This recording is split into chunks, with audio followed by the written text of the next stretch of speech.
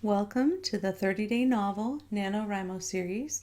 Today is day 18.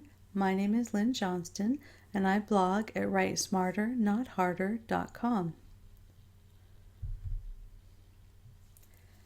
As always, I know you know what I'm going to say, but today we want to talk first and foremost about how you're going to move your story forward today.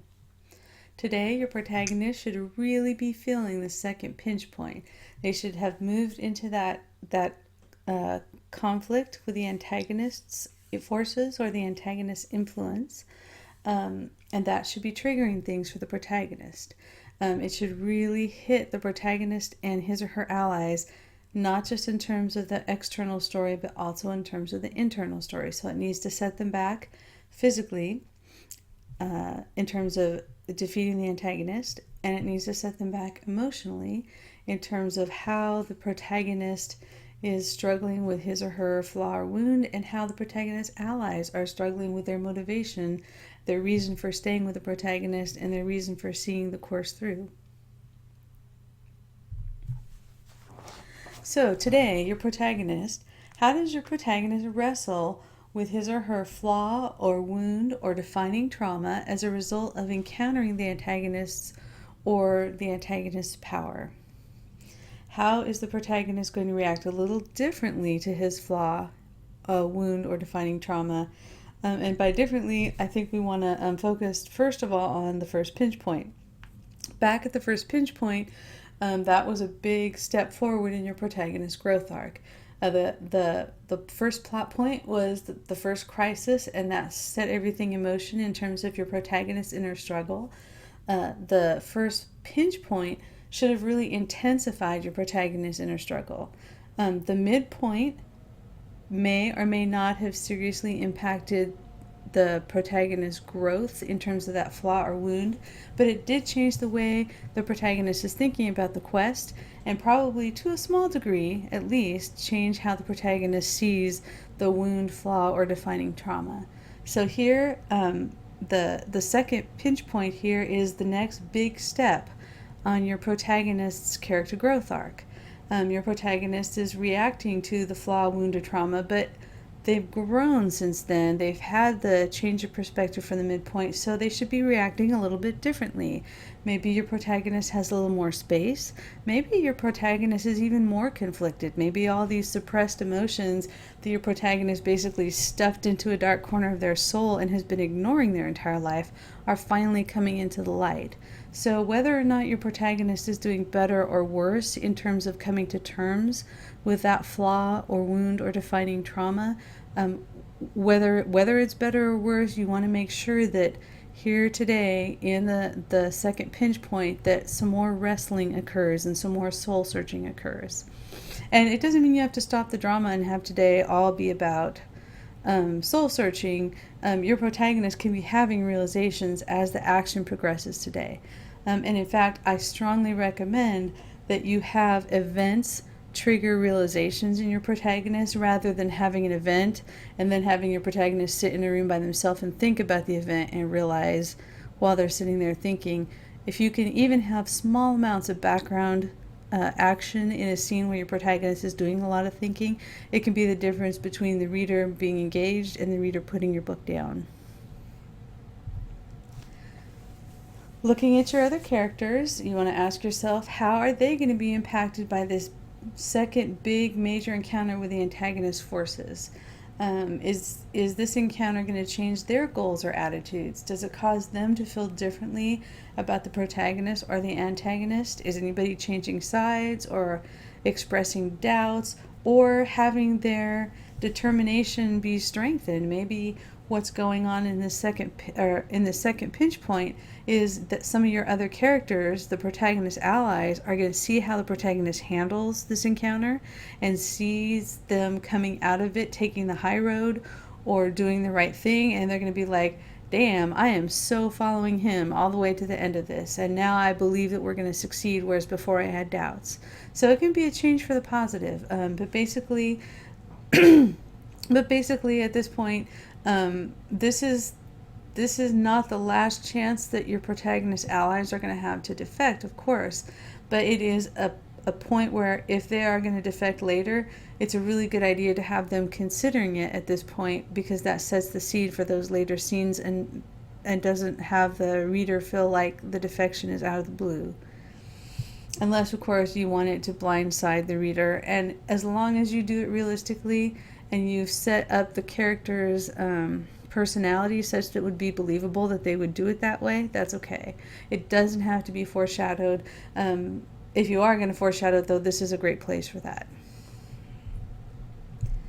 Looking at your story's conflict today, how is your antagonist tightening his net or her net? How is your protagonist forced to be more creative or maybe like more crazy in fighting the antagonist?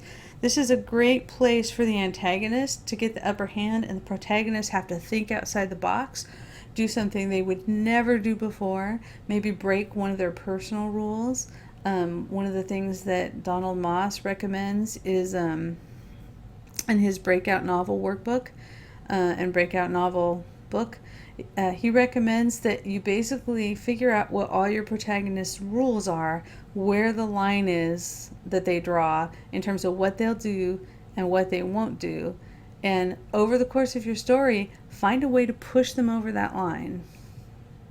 And this video series didn't start with brainstorming. We started with plot on day one. So you may not have drawn those lines already when you prepared to do NaNoWriMo, but you can start thinking about that now. Even if your protagonist doesn't go over the line here, it's an opportunity for them to break a small rule, or it's an opportunity for them to do something desperate or do something that's unlike them. And ideally, if your character growth arc is set up properly, this is a fantastic place for your protagonist to try the new thing. For example, if they're going from selfishness to selflessness, this is a great point for your protagonist to just do something completely selfless, not thinking it's going to work but not having any other choice, and have it at least partially work.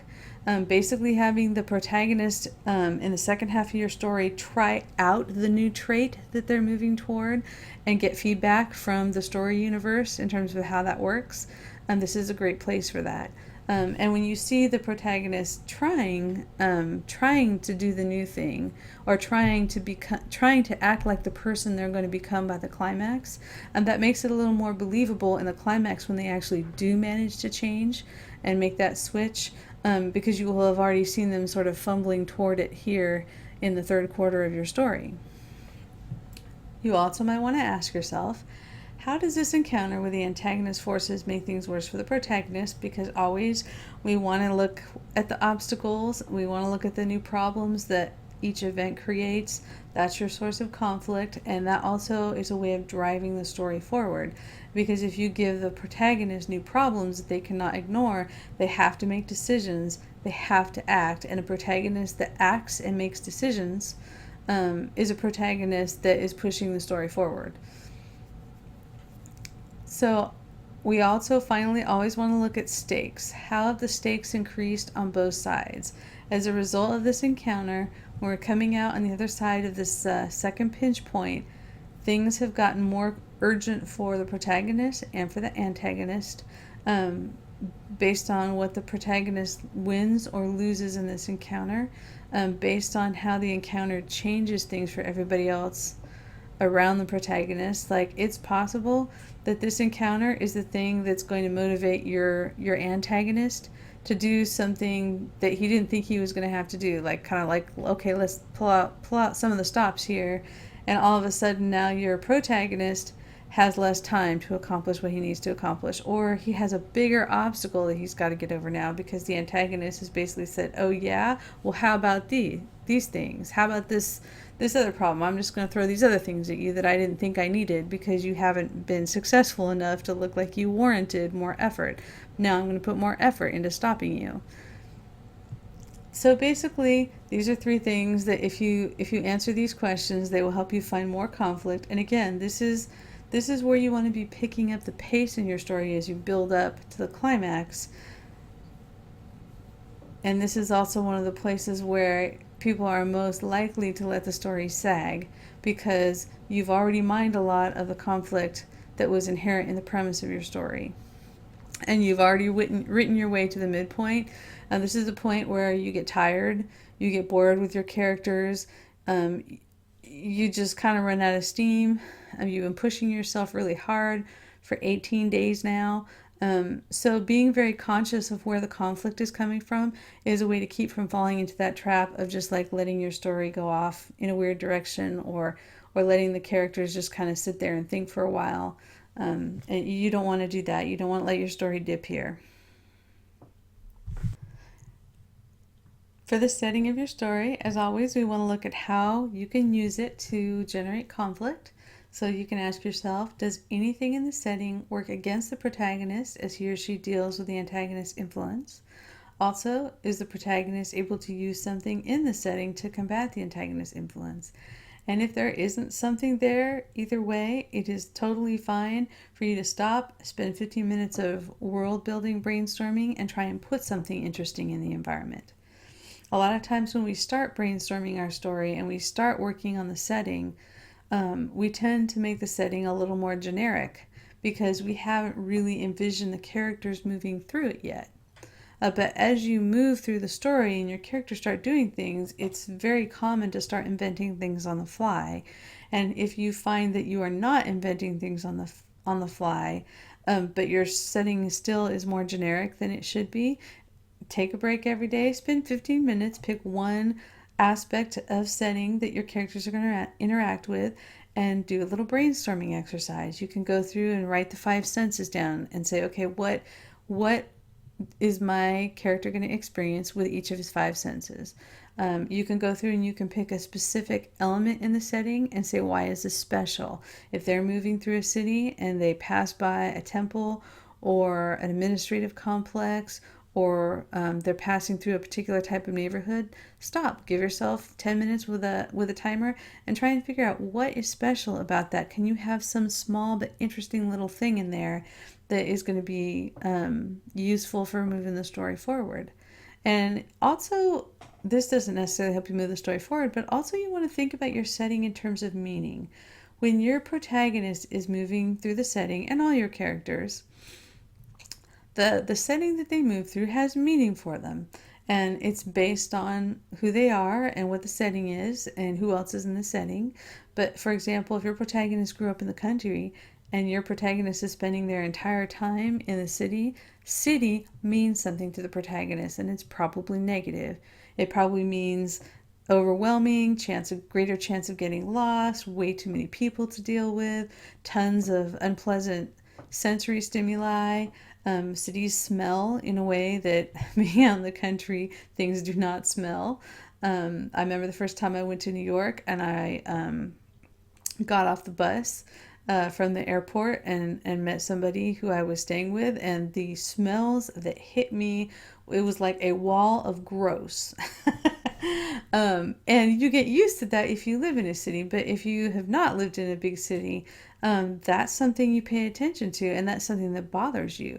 Whenever you're in a foreign environment, there's a reason that people say there's no place like home, and part of it is that sense of familiarity is very comforting. If your protagonist is an unfamiliar setting, things should bug him. He should be annoyed by things. He should be surprised by things. When your protagonist is in an unfamiliar environment and they find something really cool, that should actually elicit a little bit bigger reaction than if your character is someone who lives there and comes across that same cool thing and would be used to it. So think about what the setting means to your protagonist. Is it unfamiliar? Is it a place that they grew up with? Has a whole bunch of associations with different people? Is it a symbol of something? Does your protagonist walk by the church every day, and is that church a symbol for like his oppressive grandmother who used to make him study catechism and whack him with a ruler every time he screwed up? Places can have very deep personal meanings for people, and if you think about what your character's backstory is and how they would be relating to the places that they're visiting, that can add a lot of richness to your story. And again, it doesn't necessarily add conflict, but adding that sort of like meaningful location and that rich detail that you don't get if your setting is generic, that's another draw for your readers. And if that seems like stressful or overwhelming to you, don't panic. It's okay. That's something you can totally add in edits.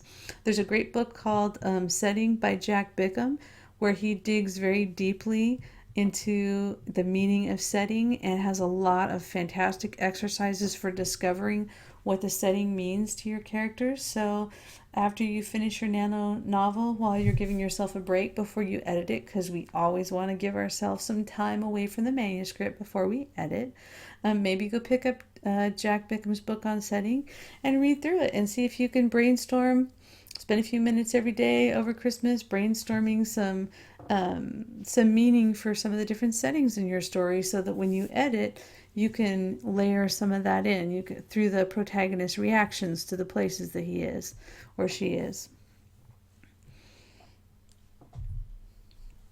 Story promise. What will you promise the reader has changed as a result of what happens in the second pinch point? And this could be external plot, or it could be internal plot. Again, like I've said before, it doesn't have to be big. It doesn't have to be like an earth-shattering discovery. It doesn't have to be like really clear telegraphing. It can be very subtle foreshadowing. Or it could just be the way you write the scenes, the tone of the scenes, letting the reader know, hey, we are still keeping up the pace. If you keep writing taut, action-filled scenes, you're promising the reader, hey, this is not going to let up. We're going to have a relentless pace all the way through, and the climax of the story is going to like put you on the edge of your seat. It could just be as simple as paying attention to your tone and not breaking tone, or not straying too far from the kind of story that you started telling.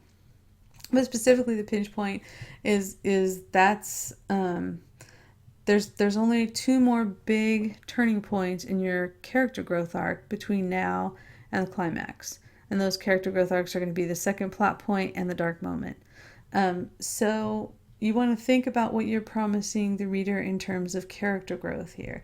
And again, we talked about maybe showing your protagonist trying out, making a half-hearted attempt or a desperate attempt at being the kind of person that we want to see them become.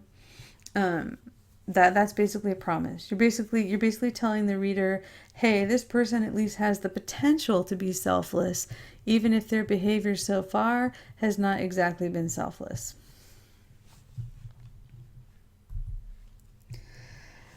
Getting started, as always, please do your pre-writing ritual. Please do your pre-writing exercise. Do whatever it takes to get yourself into the story. We talked yesterday about taking like little exercise breaks throughout your writing session, getting enough sleep, taking care of yourself physically at this point.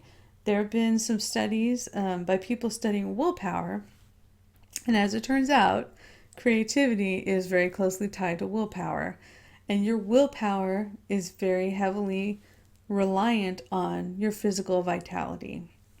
So anything you can do to take care of your body and give yourself more energy, eating right, getting enough sleep, taking exercise breaks, getting the right kind of exercise, deep breathing, doing things to reduce stress, all those things increase willpower. And guess what?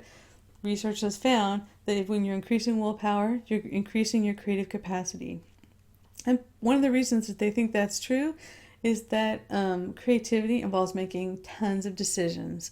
And decision making is an outgrowth of willpower. Being willing to like look at everything and just say yes to that, no to that, and being willing to stick with it. So I would strongly encourage you, especially you're getting towards the end. You've been doing this for 18 days. You're almost 2/3 of the way through. So congratulations on almost making it to that second milestone there. But also, it's easy to get tired, and it's easy if you're not taking care of yourself to start to feel like, oh my God, I don't know how I'm going to finish this. It's like if you're starting to feel like every writing session, it's harder and harder to get words than the previous one, that is a really good sign that you need to take care of yourself physically. A lot of people assume, oh, I ran out of inspiration, and that's actually not the case. What you ran out of was you ran out of vitality, and you want to do something to give yourself greater vitality. Whatever you can do. Sometimes just taking a break at the right time can make the difference. There are lots of studies in terms of productivity and effectiveness that have determined that the right amount of time is about 45 to 50 minutes. That's about how long your brain can sustain attention without wanting to like get up and move around or zone out or focus, change topics, focus on something else. So even if you have 4 hours and you're really excited about getting 4 hours of writing in and making a big chunk of progress on your novel, I strongly recommend that you break those 4 hours up into chunks. And some people find a little bit less is better. If you have not been in the habit of focusing on things for an hour, or if this writing habit is new to you and you're used to only writing sporadically, maybe as little as 15 minutes before you take a break is the right amount for you. So I encourage you to experiment with it. I have done that. I have, like, during really crazy busy periods of my life, I have literally said, okay, I'm going to write 15 minutes this morning and 15 minutes before lunch and 15 minutes after lunch and 15 minutes in the middle of the day, and breaking it that way and making my word count that way. You can do it. It feels weird. It doesn't feel like the usual thing because a lot of times we tend not to let ourselves write unless we have a chunk of time. But small periods of time can be your friend, especially when you're exhausted. So please feel free to experiment, but make sure you're giving yourself breaks whatever length of time you're setting aside to work. After you write, always celebrate your progress and always do what you need to do to set everything up for tomorrow. So tomorrow you can just sit down and get started with your pre-writing ritual. Thanks for stopping by. You are almost there. Congratulations on making it to day 18. I look forward to seeing you tomorrow.